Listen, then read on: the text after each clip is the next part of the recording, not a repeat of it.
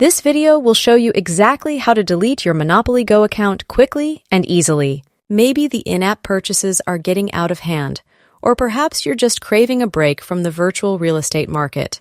Whatever your reason, follow these steps and you'll learn how to delete your account in just a few steps.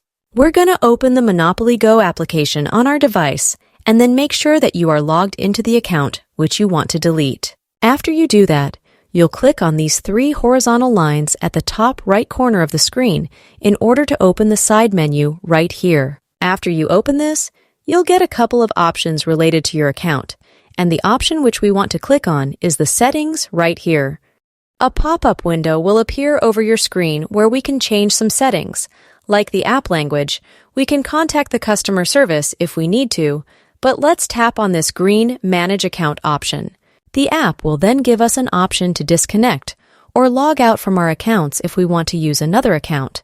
But if you've decided to permanently delete the account, just tap on the Account Deletion option, and that's going to open this other page with some useful information. They will explain to you how to delete and uninstall the app on our phone, but they will also tell you that you will not receive a refund for any unused items that you had purchased or earned. So keep that in mind. Anything that you had bought in the app and didn't use will not be refunded, and you won't get your money back for those items if you decide to delete your account. You can scroll all the way down and find this Delete My Account button. Once you click on that button, your Monopoly Go account will be deleted permanently once and for all. That's about it for this video, everyone.